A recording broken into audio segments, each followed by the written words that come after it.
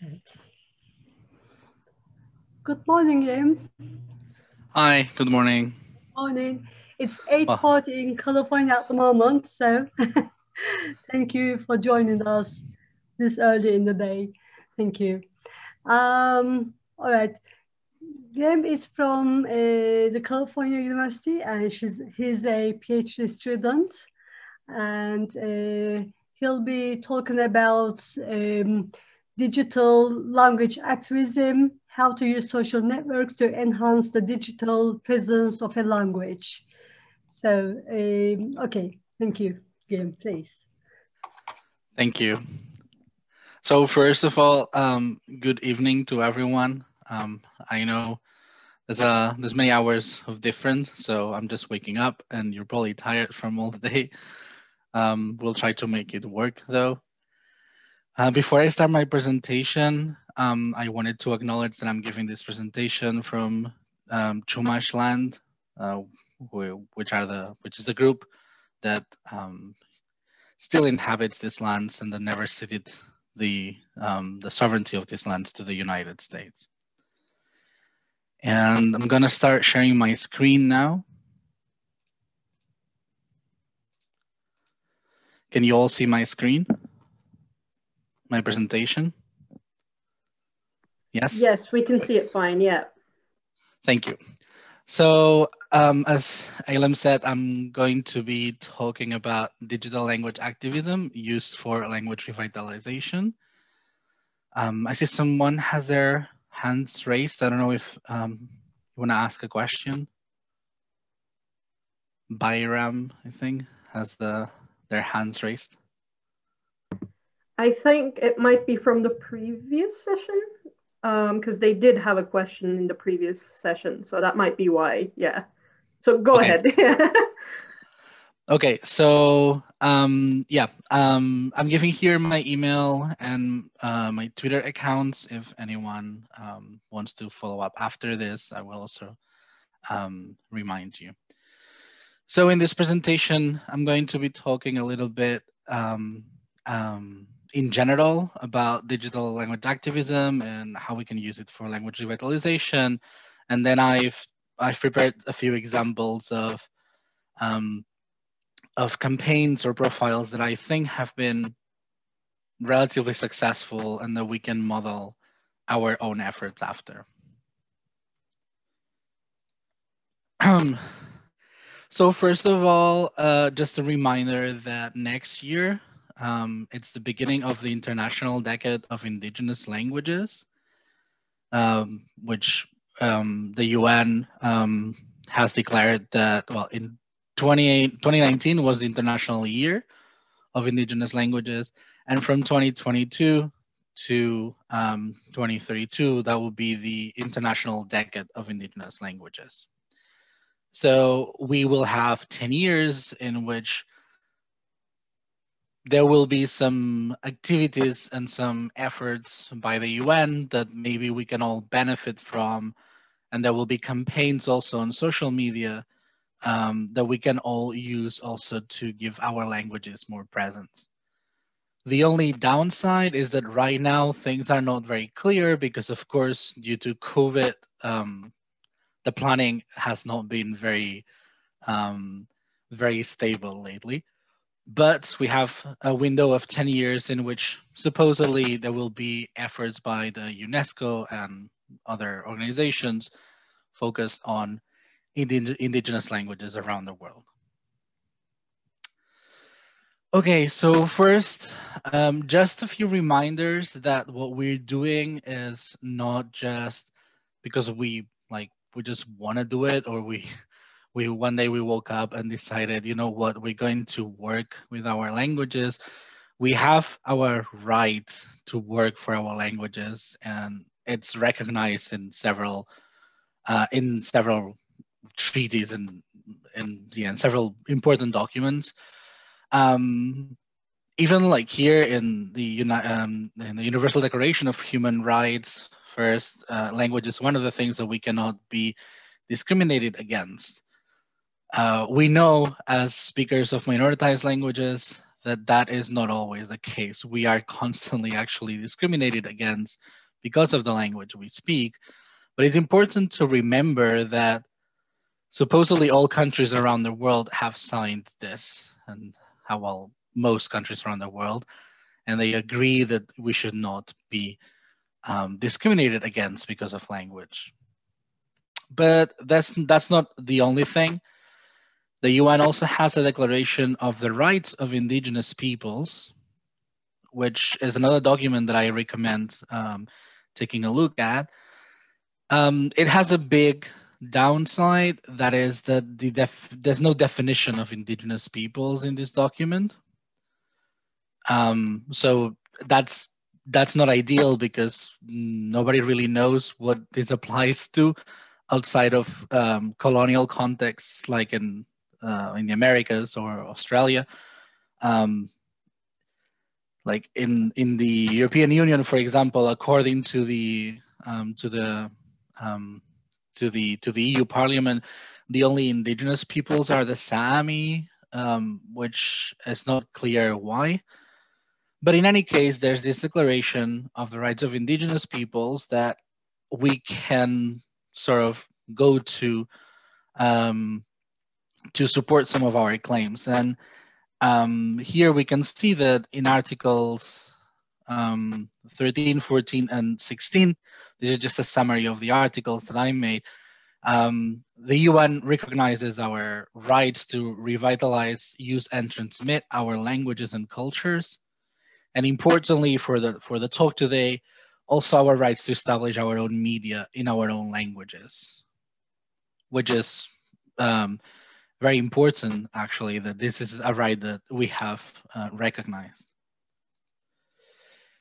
If we go into Europe, the Council of Europe, which actually includes Turkey, has the European Charter for Regional or Minoritized Languages. Now, Turkey is one of the countries that have never signed or ratified the Charter, though. But it's part of the Council of Europe, which is the organization that devised this in 1992, but it came into effect in 1998.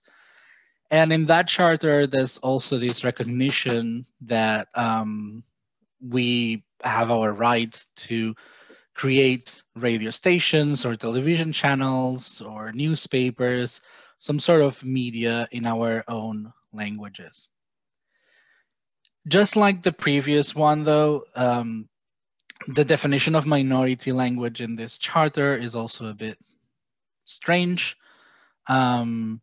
And also the degree of protection is left to each state. So each state decides. If you see here in the slide, I have that you have the right to ensure, to encourage, or to facilitate these creations. And each state decides which one, if they're going to ensure that you have your own radio channel, or they're just going to encourage it. So that's left to each state. And again, Turkey is one of the states that actually never signed it, and therefore this doesn't apply to Turkey until they signed it. But that's a document that already exists, and maybe something can be done in that regard. And finally, the last thing I wanted to mention about rights, we have these two declarations that are not UN treaties, but that the UNESCO has taken on and kind of like accepted it. We have the Barcelona Universal Declaration of Linguistic Rights, and we also have the Girona Manifesto on Linguistic Rights from PEN International.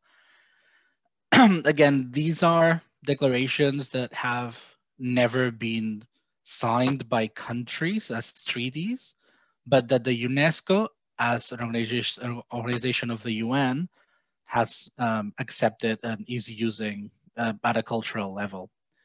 And again, media is one of the rights that are included in these declarations. Yeah? It talks about official status, it talks about schools, it talks about the right to be multilingual, which I think is amazing, that the first Universal Declaration of Linguistic Rights that we have gives us the right to be multilingual, which we know is kind of strange because we are all multilingual already, especially speakers of minoritized languages, but at least like we have this right.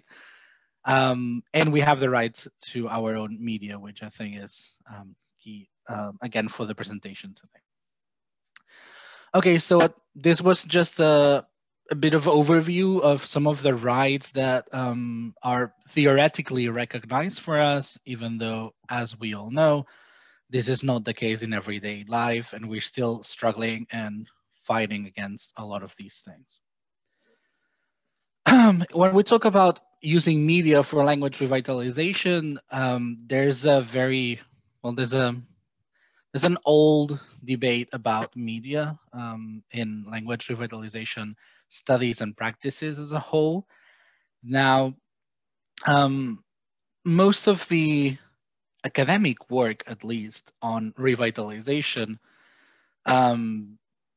it's grounded in, at least in Europe, it's grounded on Fishman's work on a language shift, on changing or reversing language shift.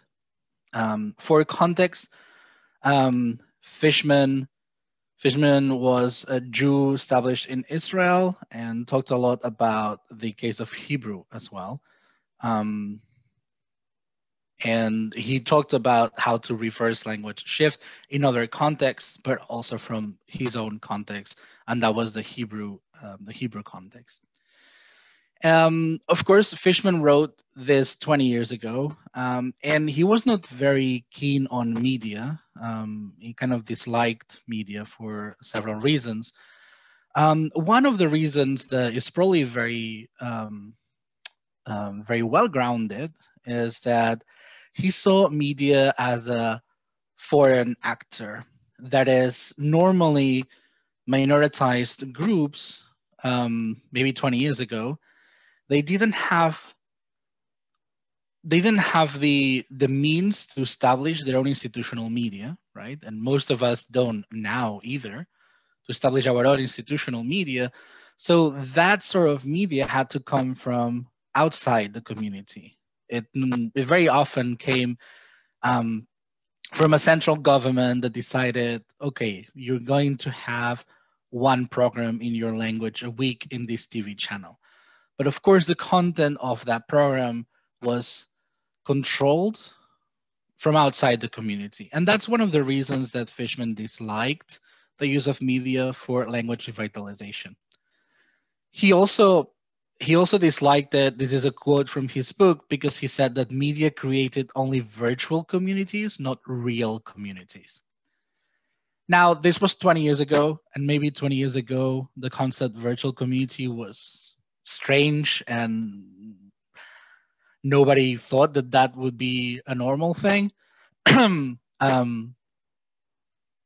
I don't know. I'm personally too young to remember what people thought about virtual communities back then, but the truth is that right now they're everywhere, right? And we've very clearly seen this now this year, in which everything is online and we are still all talking to each other, and we can still have a community that is virtual. So the boundary that Fishman saw between virtual and real life is not as clear anymore. And the concept of virtual community is very common. And we all participate in virtual communities, and we can even create our own virtual communities nowadays. So that concept doesn't really hold anymore.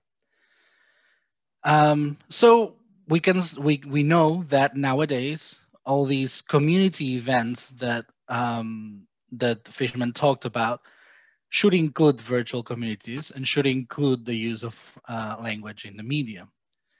There is one problem that I think we always have to acknowledge when we talk about media and language revitalization, and it's that it's very difficult to clearly establish the relationship between consuming media in a language and using that language. What I mean by that is that we know and we can see that there is a correlation of if I speak, I'm just going to use myself as an example. I speak Catalan with my family and with my friends, and I consume media in Catalan. There is no way to establish whether I consume media in Catalan because that's my main language, or I speak more Catalan because I also consume media in Catalan, right? We know of cases of people that claim that that's their case, that they have used this language more often because they've seen it in media, and therefore media gave them a topic to discuss in that language. So there are studies that show this, but it's always very difficult to establish this causation. Also because the fact that media exists in that language will also be related to other things that have been happening in that language, right? So we know that these two are two factors that are correlated, but there are more things going on, and therefore we cannot clearly say if you have media, people will speak this language more. No, that's not true. Media is just one piece of the puzzle, right? So we're just gonna be focusing on that piece, but it's not like media will save the language on its own. It's just one of the things that we need to address. Okay.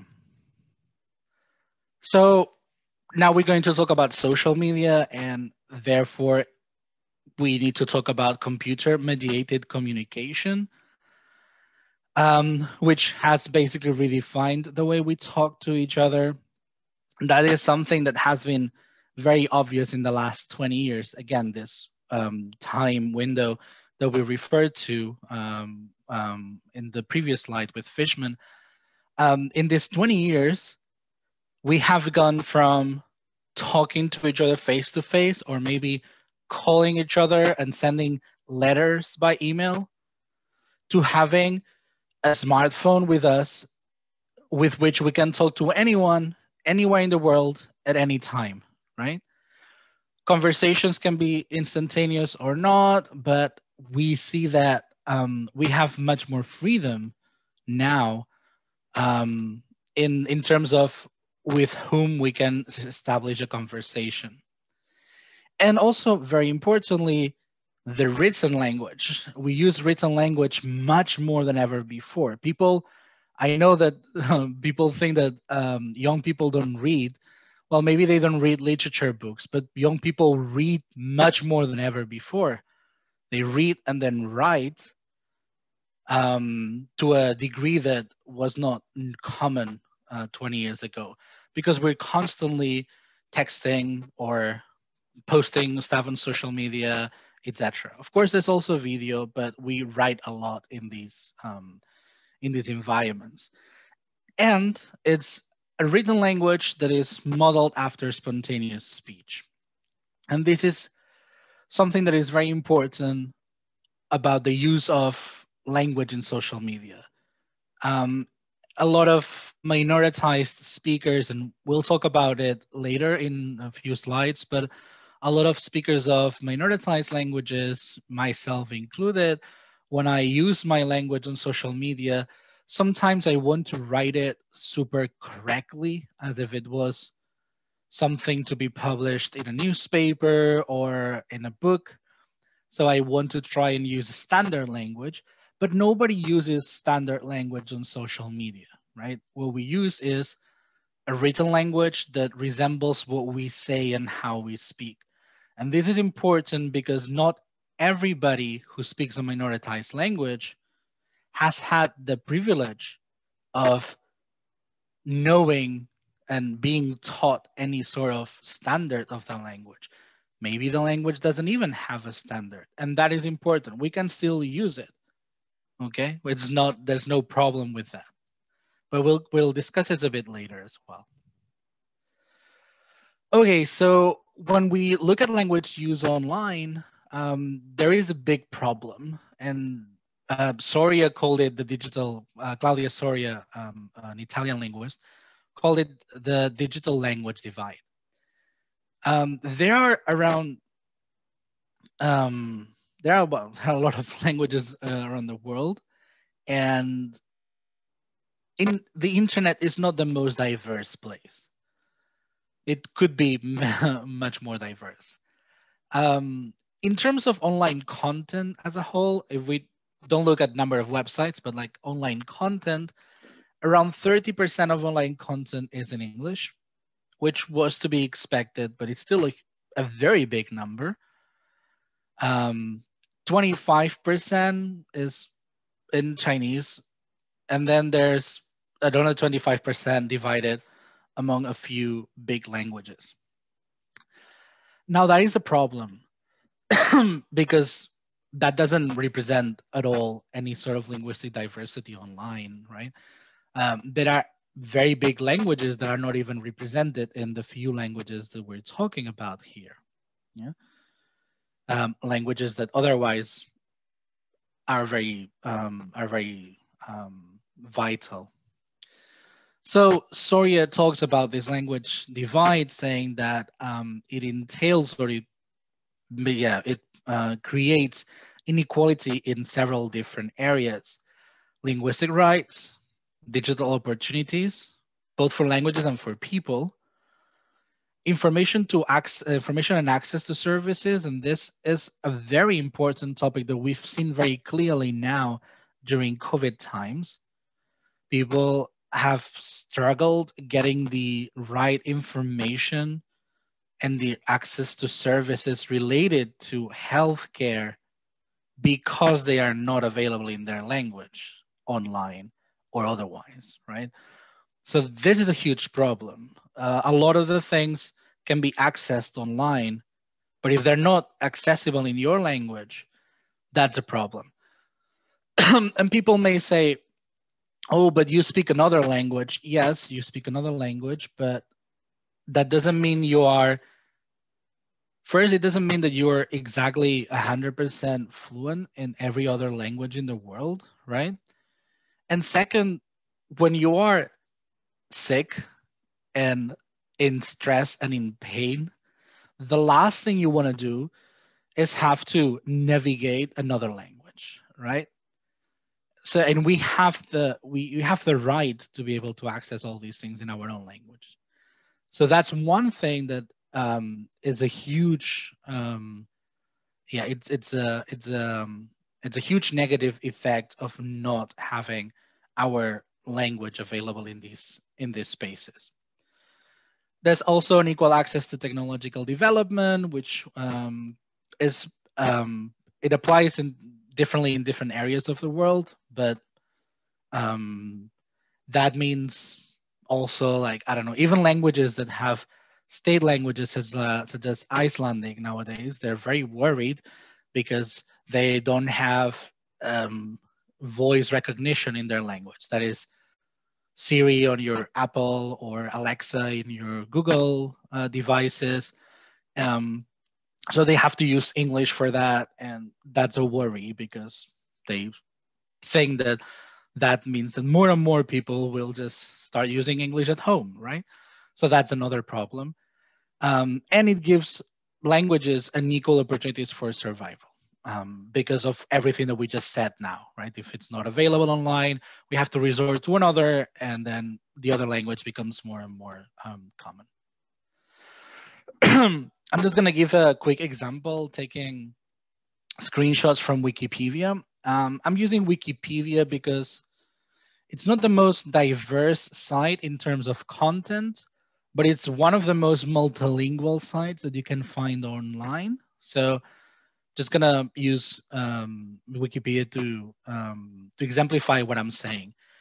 You can find, so this is a screenshot of the first part of a very long entry on mammal in Wikipedia in English.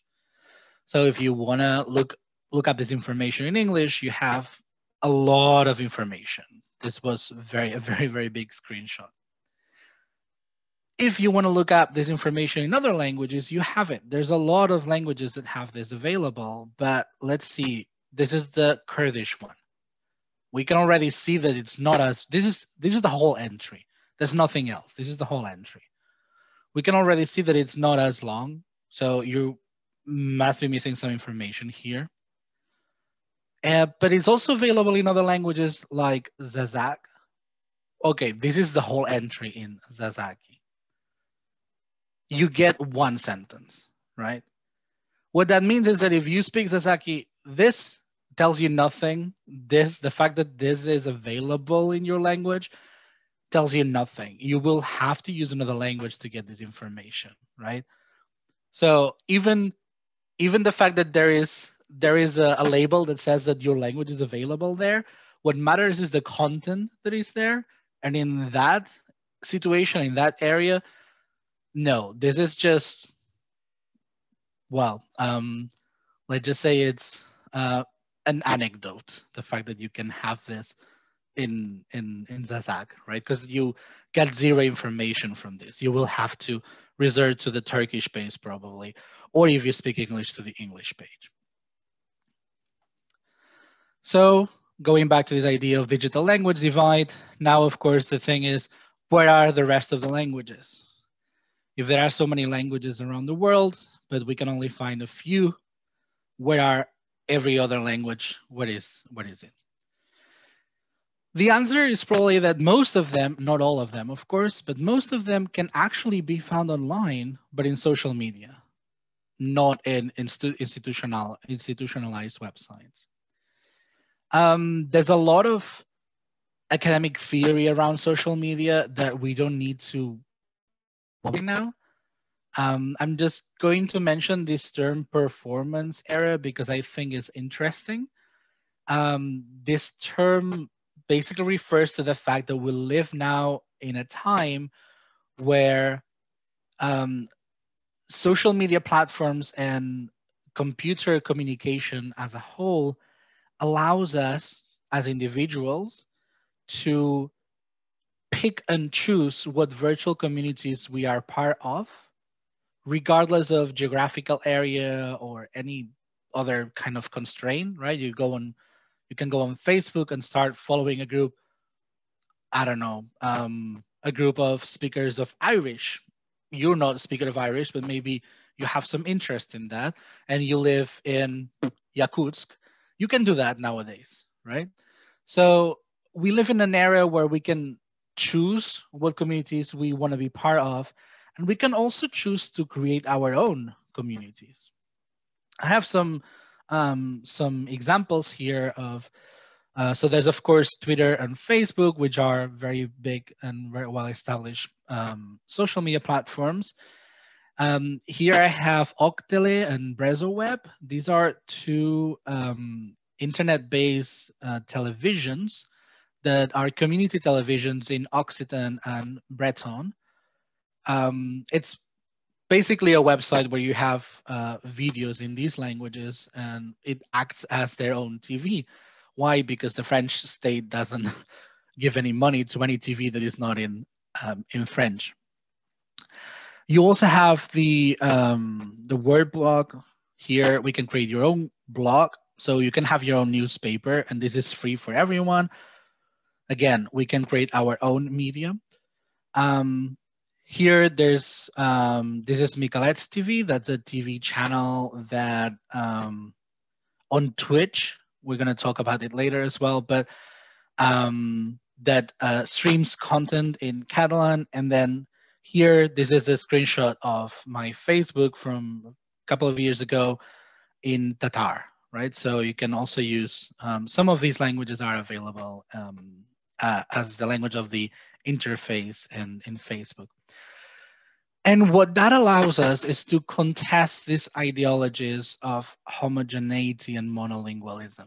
And what I mean by that is that the fact that we don't have to, we're not restricted to our geographical area to be part of a community means that communities become more diverse and at the same time more multilingual. And I think that has a lot of benefits for speakers of minoritized languages, because we, by definition, are multilingual. And by definition, when we speak, we use more than one language every time, right? When I speak my own language, Catalan, it's almost never it's just going to be Catalan. There will be Spanish words in it. There will be some English words in it, depending on who I'm talking to. And that's fine, because we all speak all these languages, and therefore we all move across these three languages. And the fact that social media makes this more of a reality, even for monolingual speakers, or for so-called monolingual speakers of dominant languages, gives us also the chance to reclaim our multilingual practices as more normal than they were seen up until now. So, okay, this is all very good, but what does it mean then to have digital language presence? If we were talking about the language divide before, okay, if we achieve digital language presence, what does it entail for the language?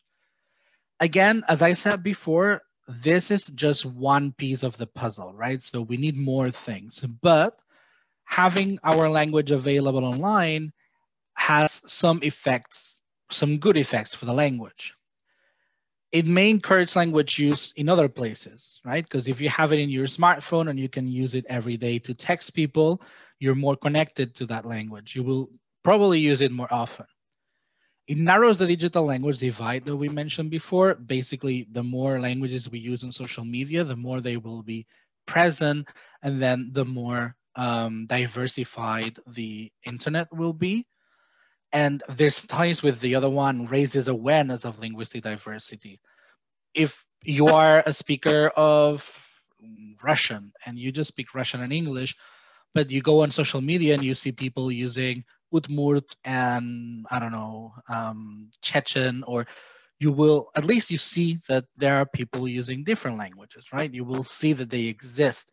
And that is important, because we know we exist because, well, we live and it's ourselves, but dominant language speakers very often forget that we even exist because they don't care, right? So it's good to put it outside and make them see that we do exist and we are here. It's said to also to strengthen the connection between speakers and language, again, because you can use it more often with more people. Even if you move outside of the area, right? I'm living here in California right now, but I speak my language every single day because I have it online. I can talk to my friends, but I also follow people that are not my friends online, but I can speak the language with them. And very importantly, especially for revitalization processes, because we want to target the youth, it associates the language with modern life, right? If you're young, if you're like 12, 13, 14, if your language is not online in the platforms that you use every single day, probably for a quarter of the day, you don't see that language as part of that part of your life, right? And we need to conquer that space as well so that it's present in their life and they can link it to the ways in which they normally communicate. And one way in which some people do this is memes. There's a huge area of memes in minoritized languages online, which I really love. I've never had the time to actually work on it more more in depth, but I recommend you just go and look at memes in minoritized languages. It's very good. Here we have one from the L'Office du Gerrier. That's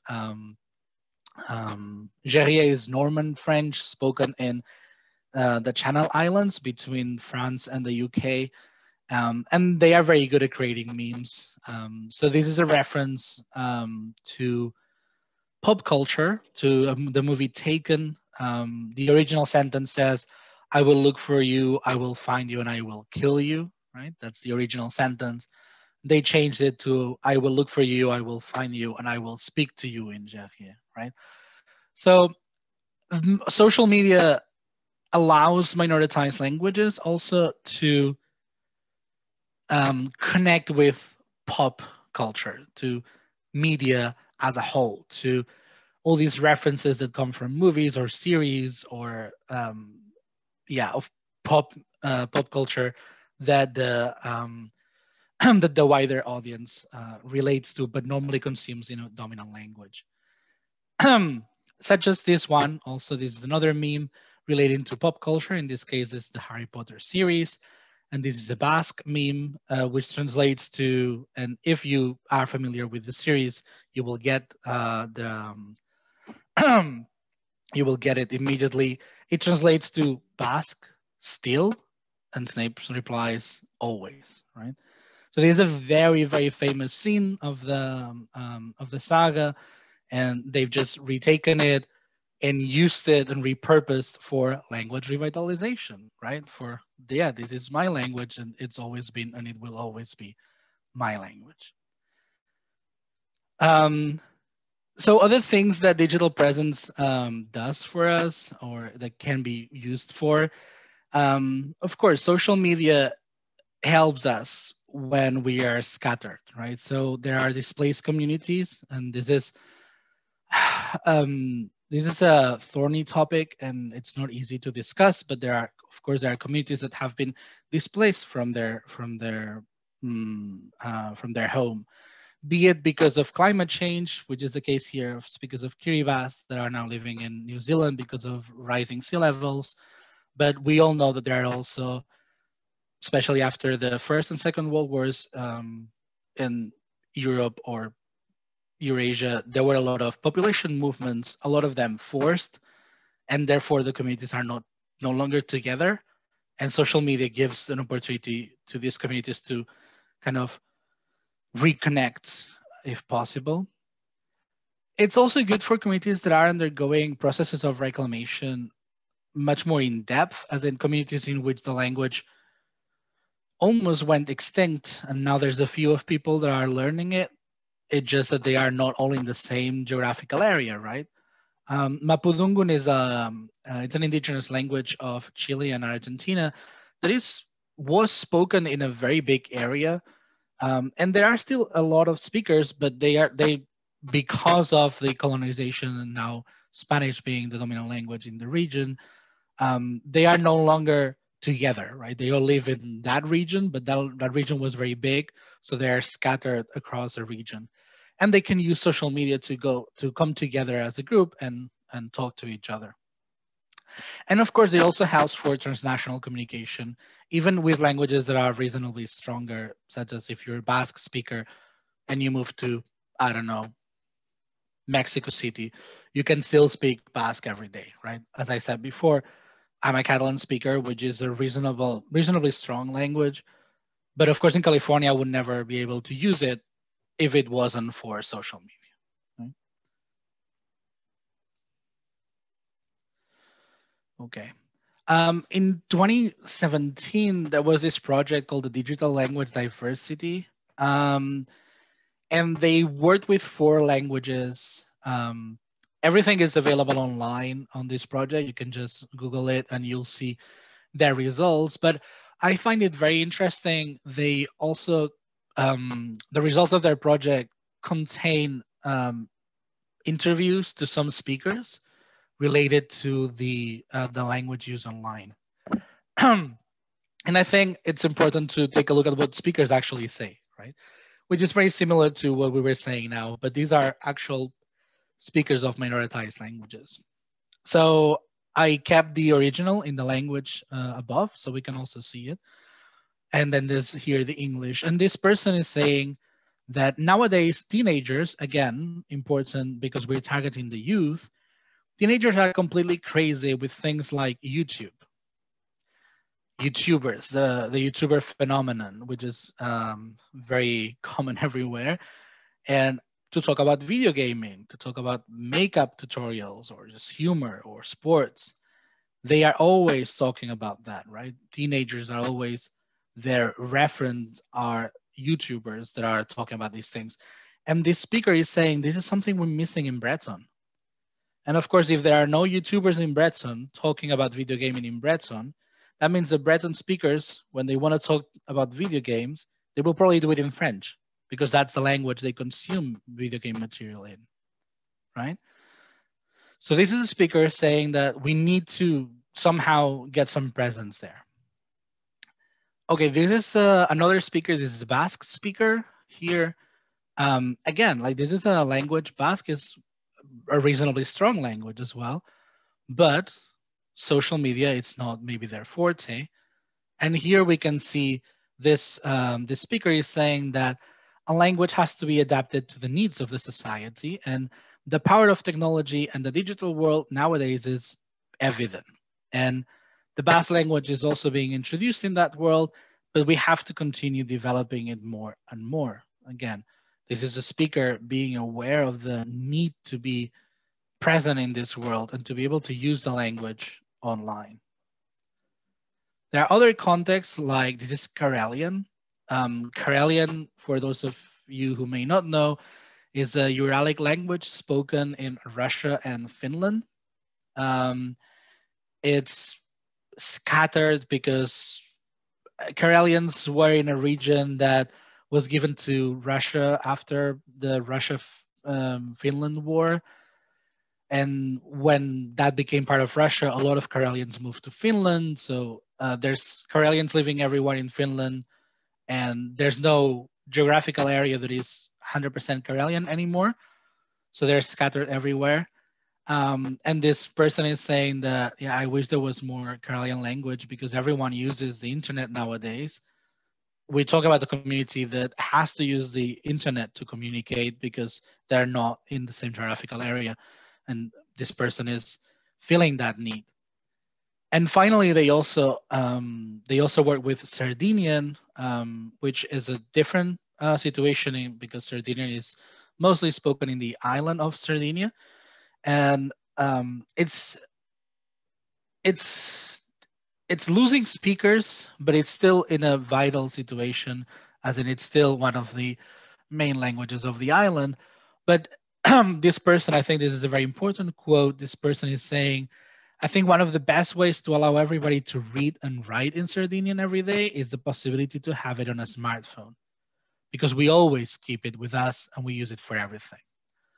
Again, this relates to what I was saying before about the fact that we now all use our smartphones to communicate, and we write and read a lot.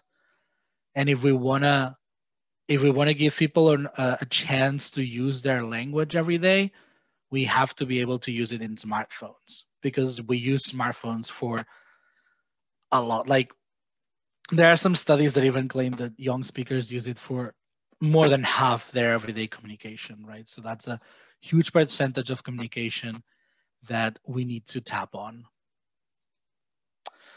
Okay, so basically that means that yes, we can use any language online.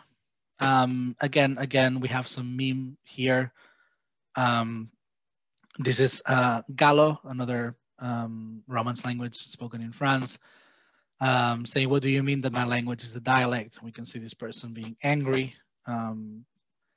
So that's a meme to contest the idea of you're not a minority language, you're bad French, right? So this is a meme contesting that. And here we have, it's in a meme format, but this is more of a ancestral proverbs in an Australian language. So yeah, okay, we've seen so far that we can use any language online, and that's very nice. But of course, it's not always as easy. And there are reasons why people don't use their language on social media. So this is a study from 2 years ago, even though it got published last year, so it's 2020, but I did this study 2 years ago. Well, now I guess 2021, so now it will be 3 years ago, in which I asked people why they didn't use their language on social media. And the two main reasons were this desire to be understood. people claim that, well, if I use my language, friends won't understand me, but also this lack of confidence. So what I mean with this is that if we are going to try and achieve digital presence, and we are going to try and use this to make people more, to make people use the language online, we need to recognize that there are two big problems. One is lack of confidence. This is, as I said before, this need of writing everything perfectly in a pure language and like standard and monolingually. This, a lot of like speakers of minoritized languages, we feel this pressure to be perfect every time we use our language. And we should not feel that pressure. Nobody uses perfect standard monolingual language online. Nobody. Nor do English speakers, nor do Turkish speakers. Nobody does. So why should we? We always feel this pressure because if we use more than one language in our writing, people will say, oh, you're a bad speaker, or you're not really a minority, you're not really a... No, that's bullshit. Sorry for the word, but that's not true, right? Like, if that's how we speak every day, we should be able to also use this online, and that's totally perfect. Now, that also means that if you use this language online, please don't correct people online. I know there are people that correct other people online. Don't do that, because that discourages people from using the language, right? I myself remember when I was living in the north of the Netherlands, I was learning Frisian, which is the minority language there. And I started tweeting in Frisian, and I remember people correcting me, and I was like, oh my God, I'm just tweeting something. Please don't correct the gender of this word. Nobody cares if it's neuter or not. Let me just use it, right? So yeah, basically here, the message is use your language. It doesn't matter how, but please don't correct other people when they make mistakes, because it's not a mistake. These people, that's how this person speaks, right? And this is social media. This is not a literature work that will win the Nobel Prize, right? It's just social media. Okay. And the other problem that we have is this desire to be understood, which I think requires a little bit more looking into, because that is a problem. In social linguistics, this has been called audience design for a long time. Audience design, just as a summary and brief explanation, is the idea that we choose the words we use in relation to the person we're speaking to, right?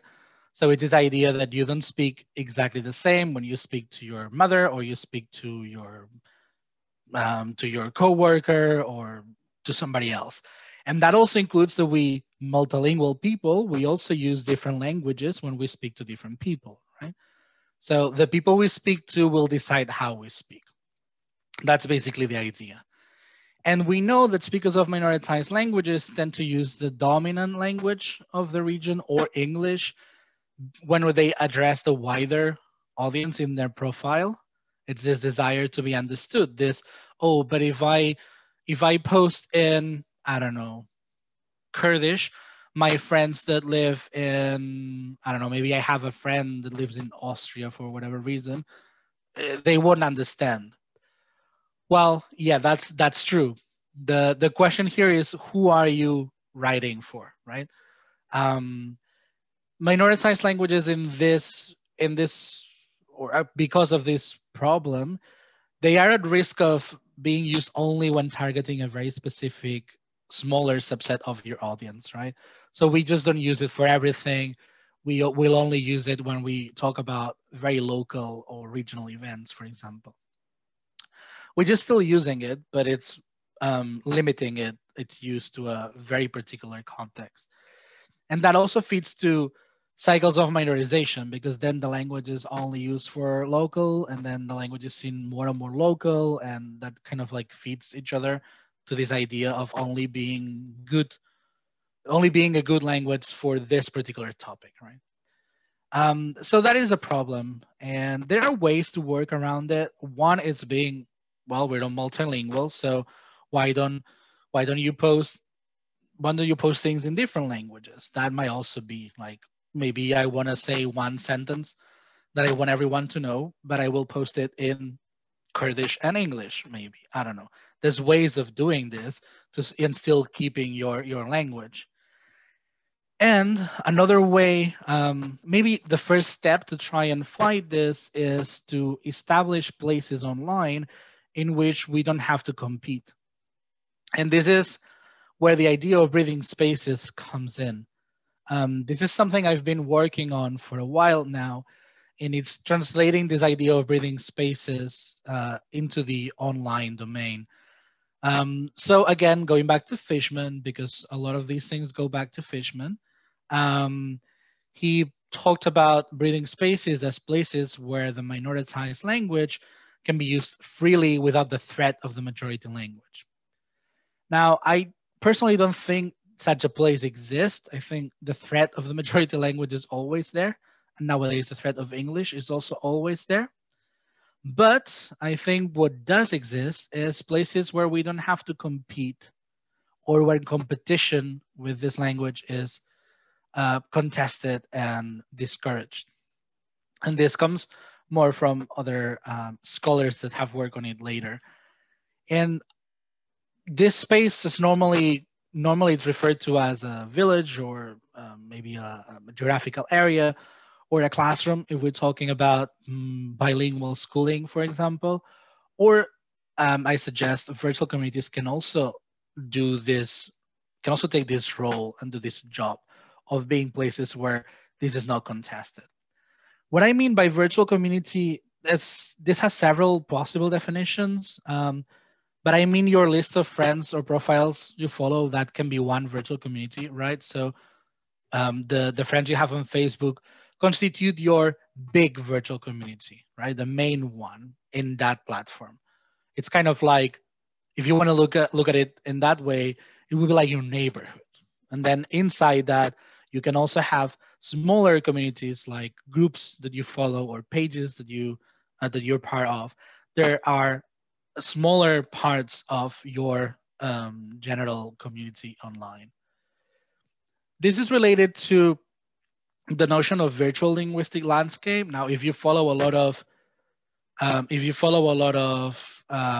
Basque speakers, you will see a lot of Basque in your feed, right? That's your virtual linguistic landscape. That doesn't mean that Basque is the most used language online, but maybe it's the most used language in your feed, and that's good. That's your own virtual linguistic landscape. That's part of your virtual community. Again, groups or servers in different platforms that can also constitute a virtual community. We'll talk about it when I see examples. But also hashtags. We can have hashtags that work as beginnings of virtual communities. When you use a hashtag online, what you're doing is you're designing who will see the message, right? Because people will click on the hashtag and see interactions around that hashtag. So you're deciding to engage in a conversation with this smaller audience.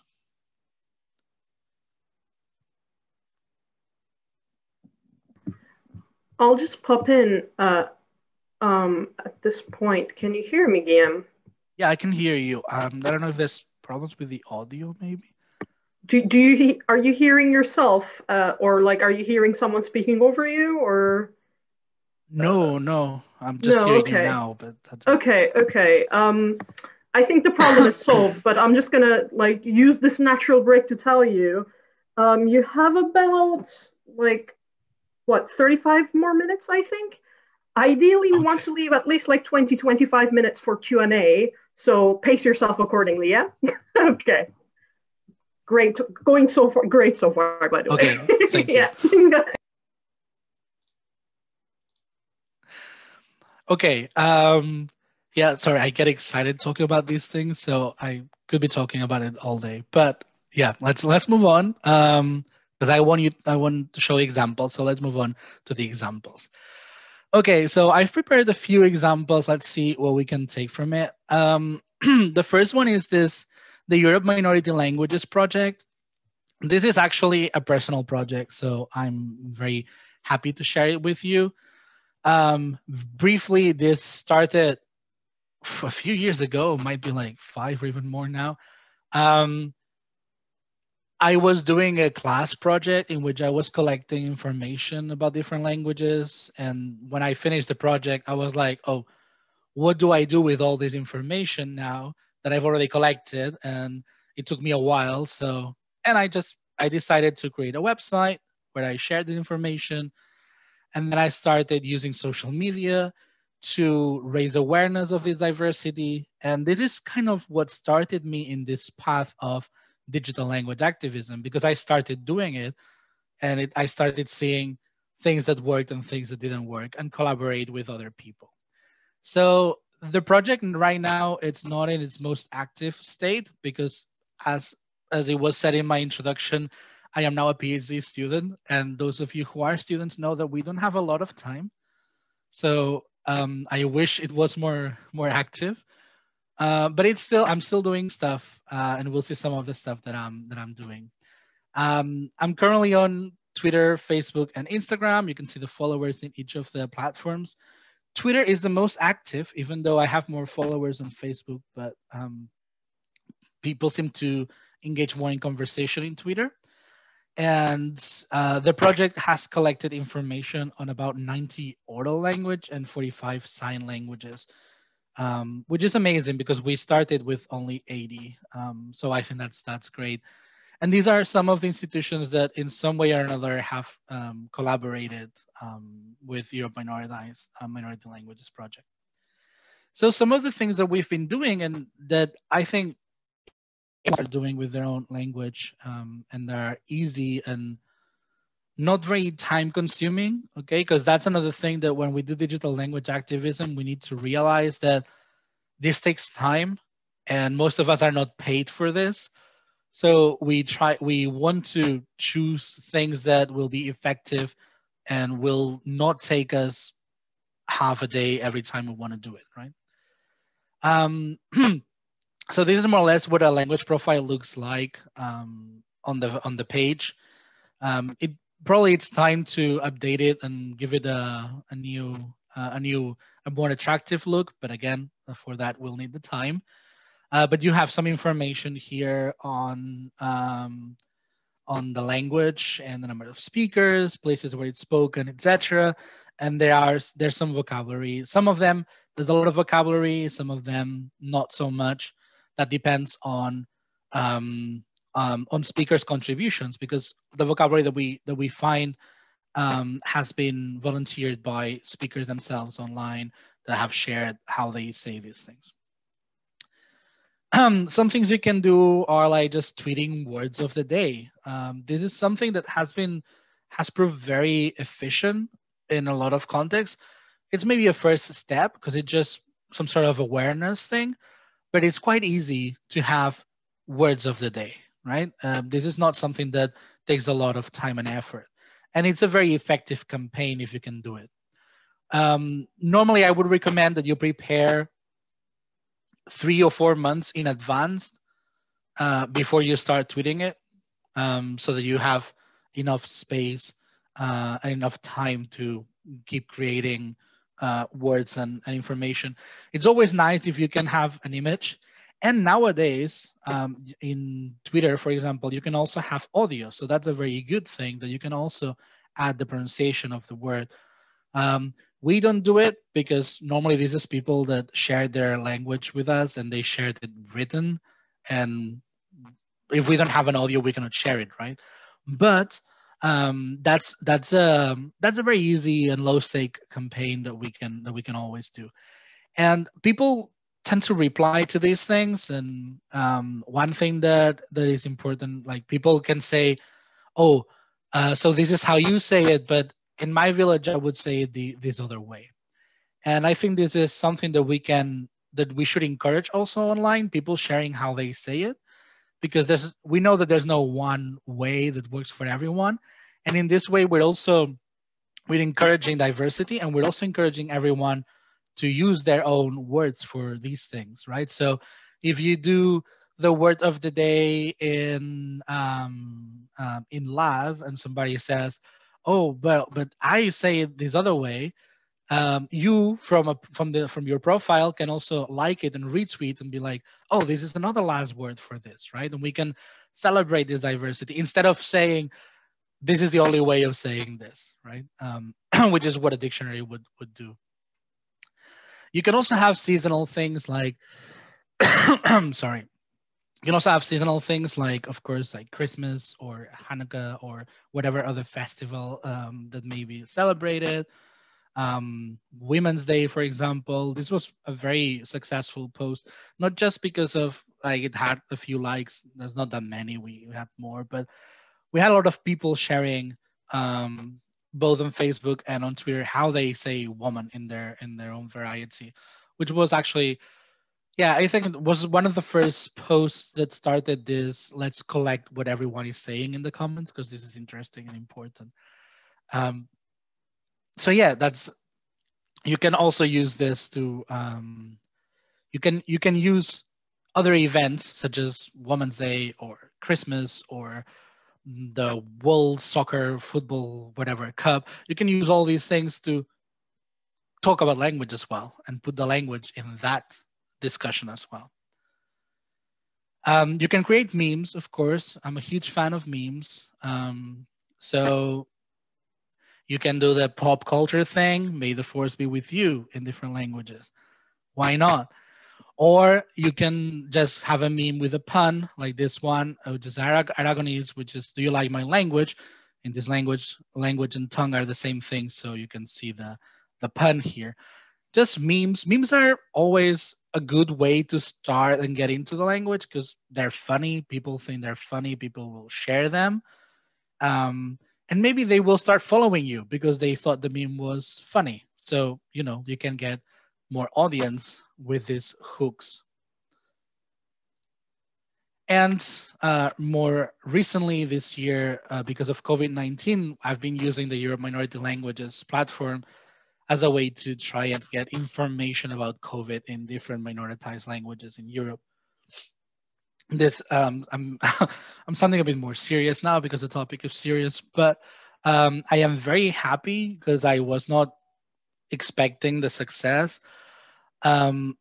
We created things like this is Latgalian for wash your hands. So we have wash your hands, we have stay at home, and we have this this infographics here. This is a project from Translation Commons, but was open to everyone. And we collected translations from social media users, and we designed the whole thing.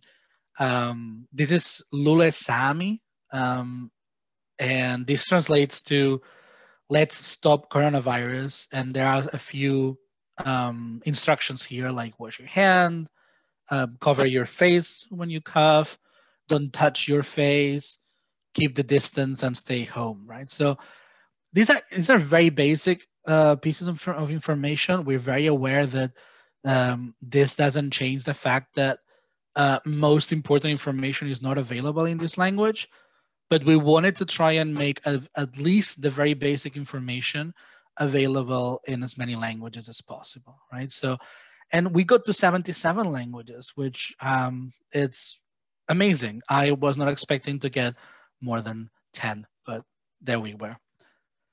Okay, so there are other examples here. Let's moving on from what I do and what other people do. There are virtual communities, as I said before, and here are some examples of what I mean by virtual community. Here, this is a Facebook group, and it's public, which means that everyone can join. And it has about 2,000 members. It's a place where you can learn Basque.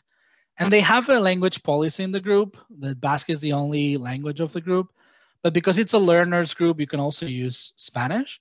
to ask, oh, how do I say this in this language, right? But this would constitute a virtual community, because this is a place where if you want to learn Basque, you go and you can use the language and you can learn it and you can get feedback from it. But it's basically a place where the language is not competing with Spanish. And that was the key idea of a virtual community.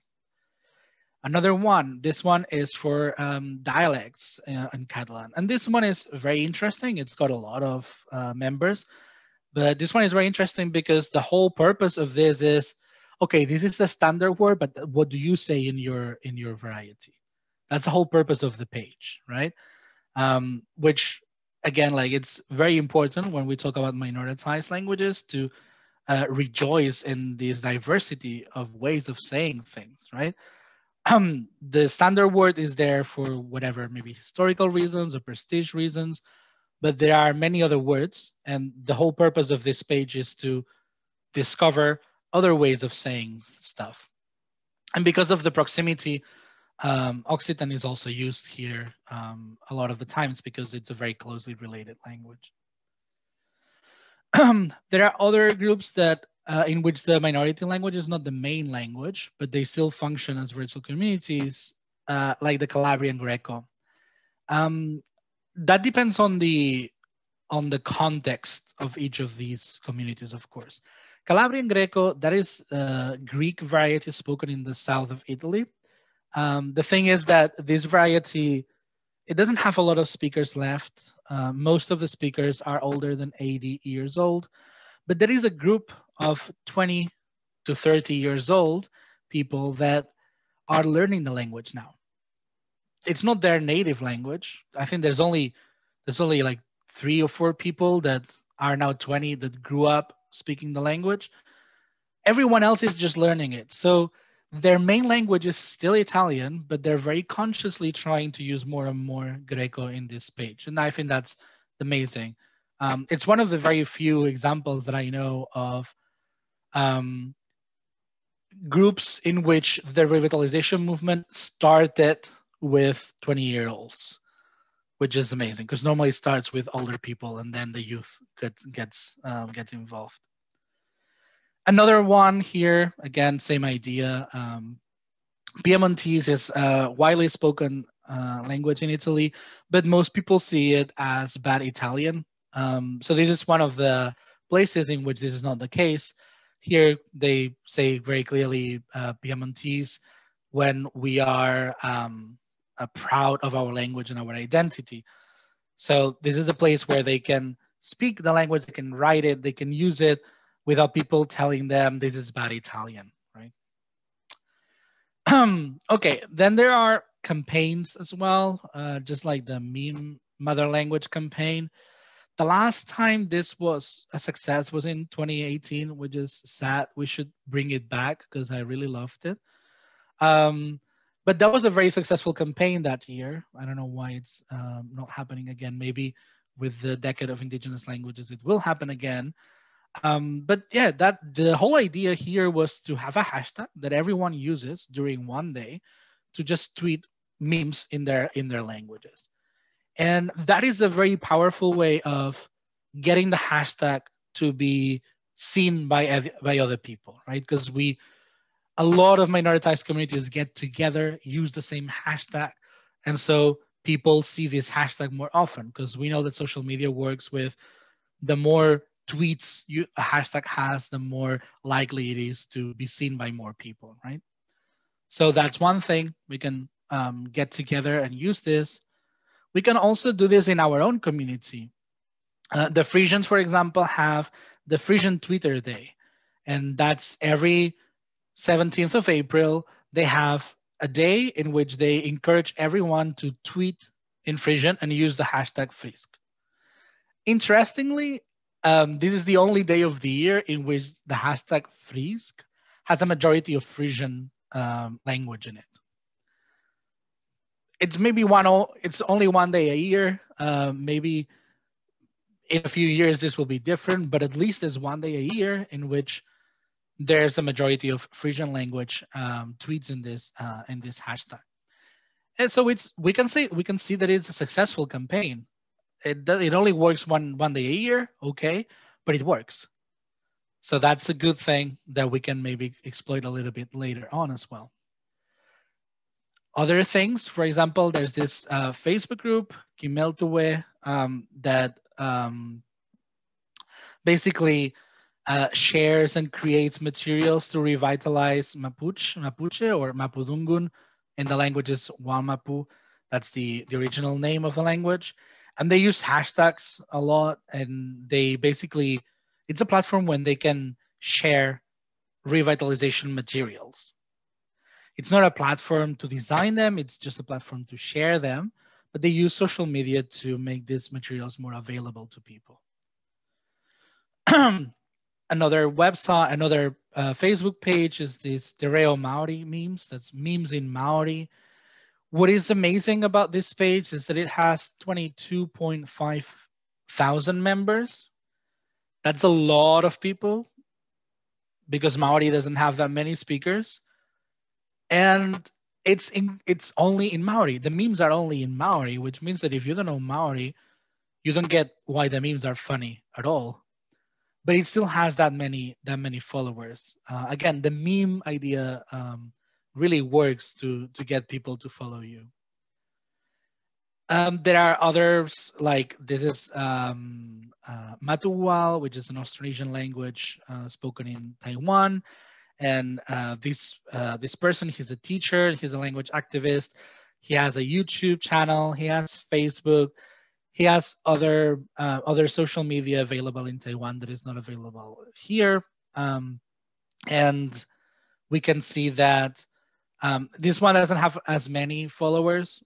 We're talking about Aboriginal Taiwan, in which the access to internet is not as common as in other places. But still, like, he's very consciously using social media. He has a lot of platforms to raise more awareness about his language. And he's very active on social media as well. And mostly, very importantly, he talks about global events in Matuwa. And also in Mandarin. A lot of the things that he does are bilingual, but he always uses Matuwa at the very least. But we can also move outside of Facebook and talk about YouTube, right? A YouTube channel that also works for language revitalization. Maybe one of the most obvious ones is the Dijital. I don't know if you know this one, but this is a YouTube channel. It's Irish language. And Irish does have a lot of institutional support, so there's that. But basically, Dijital is kind of like a summer school camp where people go and learn Irish, and it's kind of like immersion situation. So people have to use Irish every day to talk to everyone. It's immersion. And in this YouTube channel, they share covers of pop music in Irish, right? So they take a song, they write the lyrics in Irish, and then they perform it and they share it on YouTube. And it's very successful. Like, this is a cover of Avicii's Wake Me Up in Irish, and it's got almost 7 million views, right? That's amazing because Irish doesn't have 7 million speakers, right? So this is going beyond the community itself. But of course, you don't have to be Irish and have like a super successful institutional support there. You can also be just one person. This is Jeremias Salazar. He's a speaker of Ukrainian Mixtec, an indigenous language of Mesoamerica. I'm sharing this one because I am working with him. This is the language that I'm currently working on.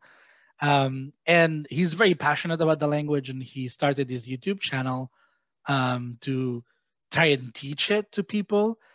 And there's 80 people who have seen this video, but just to give context, there are maybe, if we're very generous, 90 people who speak this language.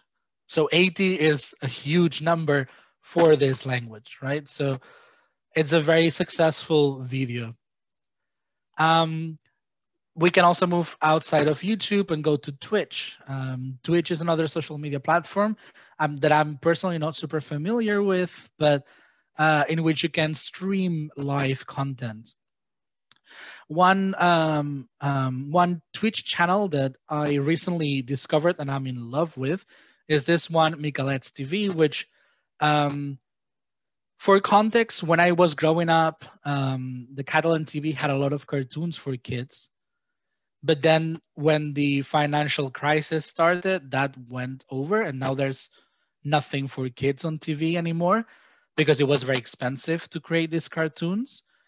So what these people have done is they've collected everything that was already made, and now they put it online so that kids can still see it, right? It's not on the TV anymore, but it's on social media, and there's this context for kids that was already created. It's not lost. You can still see it on social media. There's also Instagram. We can use Instagram for this. Here is an example of Lombard being used on Instagram.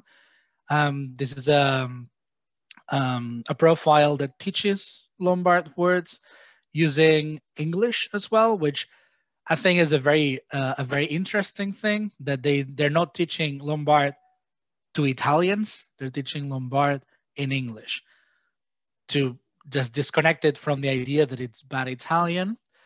And this is also a very important one because Lombard, a few years ago, it didn't exist online. Like, people never used it online.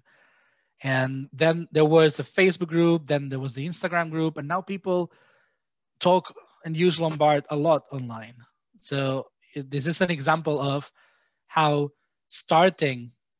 creating this material made people use it more and more. There's another example here with Sami, just to change a little bit, in which they post on Instagram in Sami, Swedish, and English, and they teach vocabulary in Sami. But there's also TikTok, which I don't know if you're familiar with it, but the youth use TikTok a lot. And this is through videos, so you can actually use and hear the language. This is a person who teaches Nahuatl in TikTok, right? So Nahuatl is the the Aztec language. So he uses he also writes it, but he uses mostly video and audio to teach the language. If you keep looking on TikTok, you can also find people teaching Tahitian, for example, right? So, and they all use hashtags, which is how you can find them very easily, right? Reo Tahiti, which means Tahitian language, right? And here, this person, again, using written language, the French translation, and then he's actually saying it, so you can learn how to say it. There are also uses of Discord for this. Discord is a group. It's kind of like like a forum page, but you can create one for a particular group. And it's very widely used in the video games sector. Like, people who are gamers use a lot of Discord. But this group of Aragonese speakers, Aragonese is a widely endangered language spoken in Spain. It has about 20,000 speakers max. So these people now, during the COVID times, because they live in different villages in the Pyrenees Mountains, so they cannot talk to each other that often now. What they did was they created this Discord channel that functions as a place where they can talk to each other. They have a reading group there. They have classes of the language there. So they basically created an online platform using Discord that allows linguistic immersion in the language. And that's amazing, because that's something that they didn't have in real life, actually, but they've created it online. Another very successful project actually was the Sicilian Academy. It looks very institutional, but this is a group of young people that decided we have to promote Sicilian online. And you can see that they are everywhere. They're like have a lot of different media, different social media. They are basically activists. They have 21,000 followers on Facebook, which is amazing for something that started with a group of 5 young speakers of Sicilian. So that's another very successful story. And finally, the last example I wanted to share is this Canal Malaya and Stick to Cat. And Stick to Cat, this hashtag here, the story of this hashtag is very interesting as well. So going back to, this is Catalan used on TikTok. Catalan did not exist on TikTok before COVID started. Nobody used it, everyone used Spanish. But there were a few YouTubers that started using TikTok during the lockdown, right? So people were in their houses, they had a lot of time, and they decided, there was a group of 5 YouTubers that decided to start using TikTok and decided to start using Catalan on TikTok. But instead of doing everyone different things, they decided to work together, use the same hashtag, and schedule what everyone was going to do so that there was no overlap, and every fashion on TikTok was covered in the Catalan language. So they came up with this hashtag, which is a very it's a very interesting hashtag as well, because of course it's got the word TikTok in it, right? But also Stick to Cat means, if you read it, it's obviously not spelled like this, but if you read it, it means I am crazy in Catalan. So it's a very successful hashtag.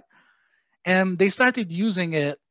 It was 5 people using it, and all of a sudden it exploded. And it's the most viewed hashtag in Catalonia on TikTok. It's the most viewed one by far, right? So that was a very successful story of the language didn't exist in that platform, and now it's the dominant language in that platform in the area, which is amazing. And most of the people that were involved here are also involved in this Canal Malaya, which is basically a group of about 10 YouTubers in Catalan decided to, instead of having their own YouTube channel separately, they should just get together and do one thing together, because as we know, YouTube works with audience. Like the more people that sees you, the more people that see you, the more successful your videos are. And when you use a minoritized language, your audience is smaller. So if you just get together and instead of being one single person, it's 10 people creating content in one single place, you will have more audience. It's a way to kind of like get all these efforts together, which I think it's something that we should all be doing when we're working with minoritized languages.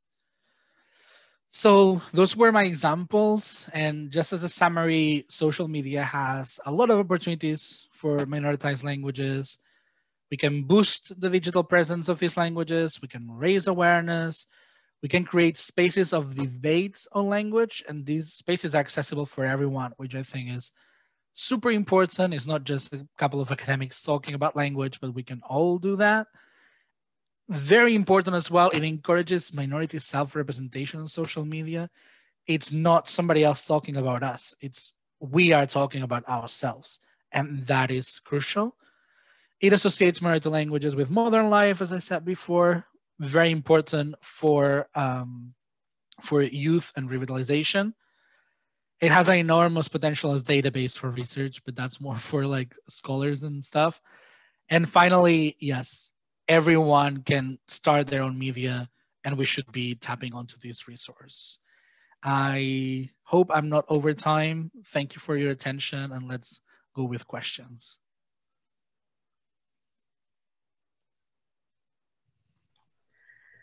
Thank you very much. Your speech was amazing. I enjoyed it very much. Thank you very much. And we do share your passion for endangered languages, and believe that there is so much to learn from each other and to share with each other. And we would certainly like to have you involved in our activities, and we would like to be involved in the activities that you are engaged in. I think, well, we don't have time for questions, but shall we give a bit of question time? I don't know. Maybe we could take 1 or 2 questions. Oh, sorry, so I am over time. I'm sorry. We can take questions. Can I go on? Sure. Thank you. Firstly, I would like to thank Guillaume for this very informative and thought-provoking presentation. Well, I have been attending this training as both an, active member of Circassian civil society and at the same time an assistant professor of critical applied linguistics and English language teaching. So in that sense, I found this particularly very inspiring, and I do have one brief comment firstly. Well, the points that you mentioned about blurred boundaries between what is virtual and what is real, and at the same time, the effects of computer-mediated communication on language use, language learning, and language teaching quite resonates with kind of any academician who is working in this fields, in these disciplines. And well, my question is that, like, I think my point might extend to other speech communities of indigenous languages in Turkey, because Turkey does not have a language policy which is actively promoting those languages. So I can say that for my own diasporic community, for instance, I can say that it's mostly publicized or kind of deal with NGOs. And those NGOs have got not only a focus on their own languages, which are at the danger of, being lost or getting that, but at the same time, they have got some other, concerns for cultural and identity issues at the same time. And I've got 2 questions. Firstly, well, from your own, expertise and experience, do you think that the language issues, especially in the case of endangered indigenous languages, do you think it should be handled by more specialized NGOs, or, well, in the case of Turkey, it's not possible to do it in some other ways. That's why I'm asking for particularly NGOs specializing in languages? That's my first question, rather than by the NGOs taking all these issues, together. And my second question is that I see for my own speech community, for instance, well, I don't like to speak along generalizations, but I feel like I do have to now, to some extent. I can speak of, discrepancy between older generations and younger generations. Well, I can say that to some extent, intergenerational transmission have been lost to a large extent. But at the same time, when we look at these NGOs, generally speaking, we can say that most of them are still in the hands of certain generations who have got very romantic ideas about their own languages, which is kind of rejecting the, very natural changes in language use, new registers appearing in, for example, like you mentioned, in social media, and at the same time who have got very traditional notions of language teaching. And because these NGOs at the same time present or provide some language courses, because the government does not do it in an effective way. But they have got some very traditional notions of language teaching, mostly relying on those people who are competent in those languages, but do not have, you know, pedagogic or more social linguistic or linguistic expertise particularly. And at the same time, they are, other than the, you know, in Turkey, the dominant language and the dominant culture is obviously Turkish, but within the diasporic community, at the same time, we can speak of a dominant group who is more, you know, quote unquote, more powerful, or who has got these romantic traditional notions of language use and language learning and teaching. And as an academician, I sometimes feel like very, you know, I find myself very pessimistic because I'm kind of feeling like is it ever going to be possible to, you know, reconcile this civil society with some academic knowledge and expertise accumulated already, because I feel like we're wasting our time. So for such cases, what would you recommend? You know, as people who have got, you know, as people like who have got this academic expertise and knowledge on the one hand, but at the same time dealing with some, you know, deep-seated, long-standing traditional notions or concepts. So what can we do? That's, I don't want to sound like, you know, referring to this very disfavored, which I personally think the same way, like the divide between the ivory towers of the academia and the civil society. But I feel like we don't have any time to waste. That's very urgent. So that's why I'm asking this question. I hope it makes sense. Yeah, it does. This is probably one of the reasons why we could be talking about this the whole day. First of all, I would like, before I answer your question with my thoughts, I would like to acknowledge and thank all this older generation for their work, because without their work we wouldn't be here.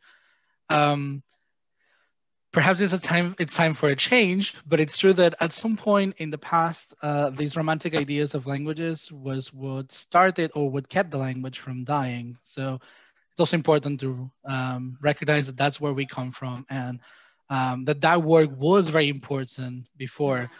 Now, you had several questions.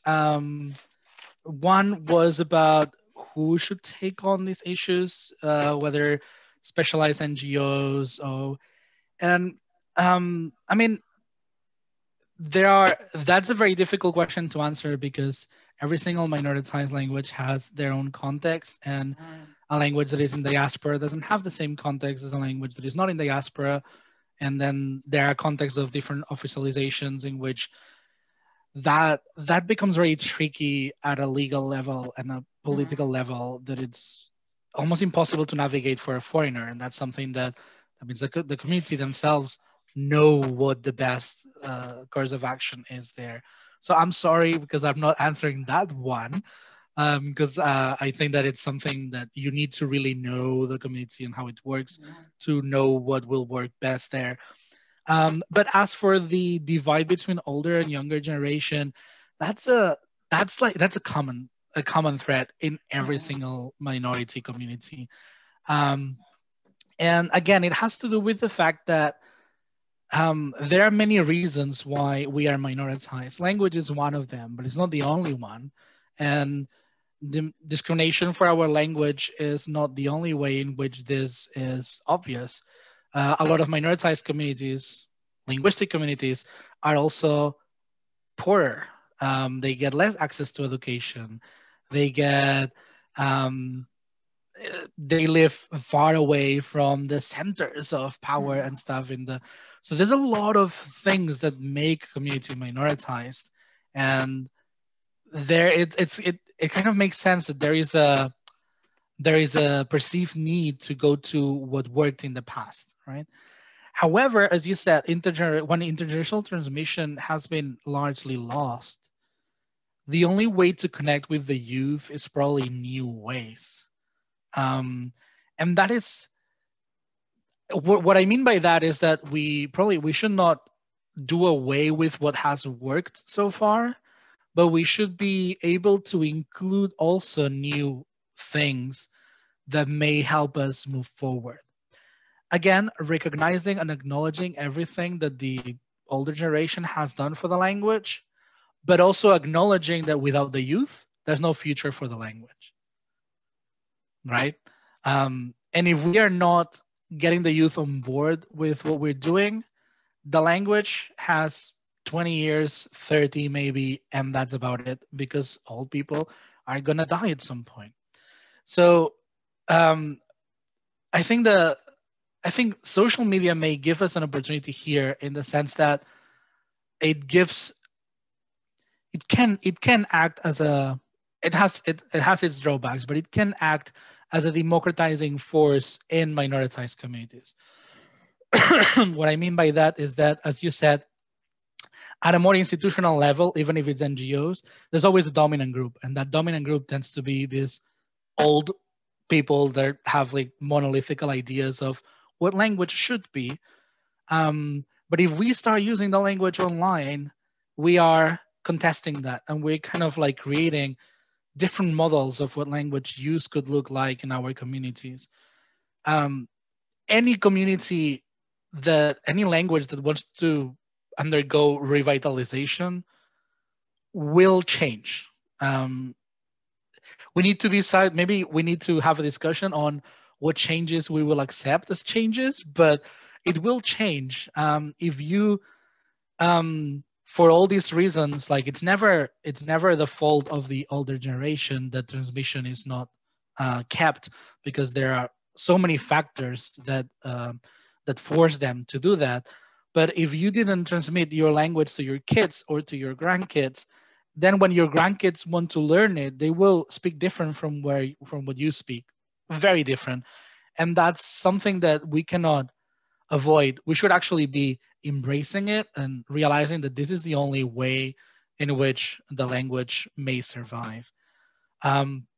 So my advice would be the simplest one: use the language online in the ways in which you think it should be used. Create a new model of language, right?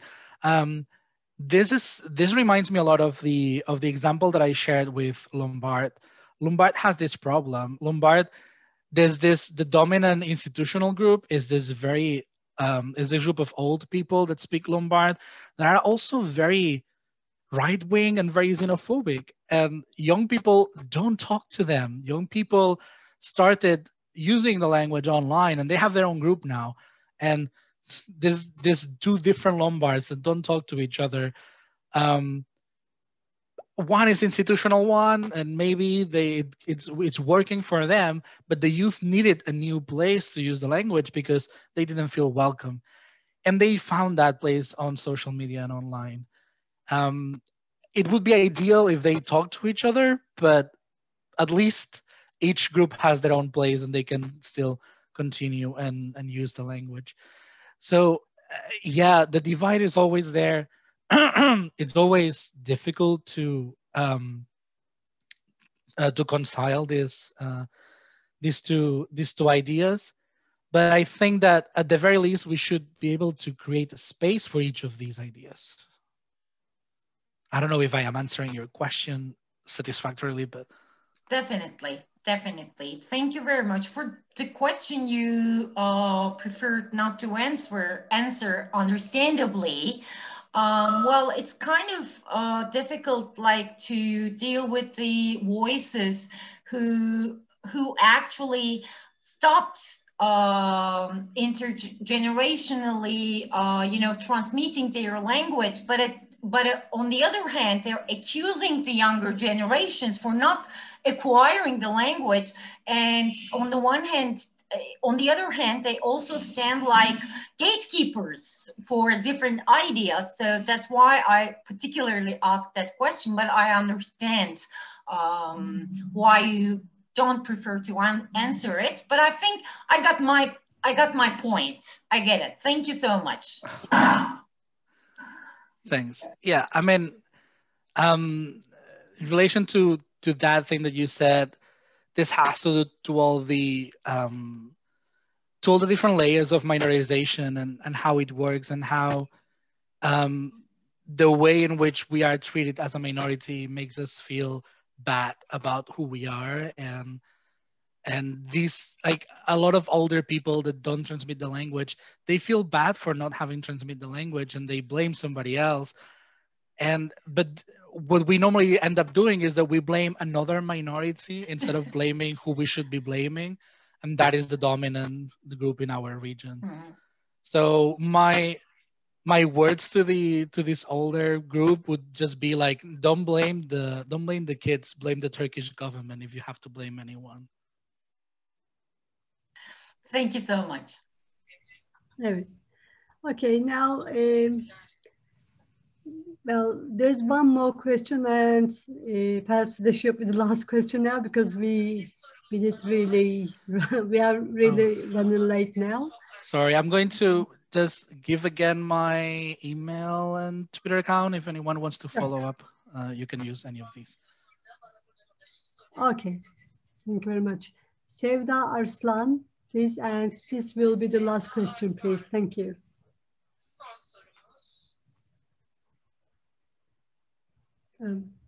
Sevda Hanım, sesinizi açmanız gerekiyor. Evet. Sorry, I'm a Circassian and I'm doing a research on Circassian literature in Turkey. I want to ask a question about minority literature. In a novel, which is written by a Circassian, but in Turkish, using Circassian words, for example, name of a meal, a song, a tradition, is it like a taking break, like Fishman says? Sorry, can you repeat? There was a bit of, it was cutting. Okay. A writer, he is a Circassian, writes in Turkish. But in the novel, he or she uses Circassian language sometimes. For example, name of a male, a song, a tradition.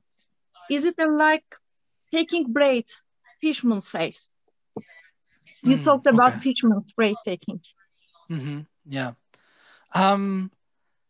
Yeah, again, like a lot of these things are very context dependent. I don't think that would be a breathing space, but what I'm getting from it is that it's more of an identity reassurance, or of an identity reclaiming, not so much a language breathing space, but a way it's using language to reaffirm an identity. That's what I'm getting here. And that's also very powerful, because if there's no identity, then the revitalization process will probably not be successful. So these things are interconnected. I think it's more of an identity than a language issue in this case. Okay, thank you. Thank you. Okay, so this is the end of the session now. Thank you very much, Graham, for joining us today. Thanks for the invitation. Thank you very much. And let's keep in touch. Thank you. Katılımcıların herkese çok teşekkür ederiz. Uzun bir gün oldu ve umuyorum çok yararlı bilgiler edindik. Teşekkür ederiz. Aynı zamanda tercümanlarımıza da teşekkür ederiz. Emeğinize, nefesinize sağlık. Yarın devam ediyoruz arkadaşlar. Yarınki programımız saat 13'te başlıyor. 13 ile 15 arası. Wikipedia Aktivizmi, Wikimedia Topluluğu Kullanıcı Grubu Türkiye. Daha sonra 15-30-18-30 arasında Haluk Çobanoğlu belgesel fotoğrafçı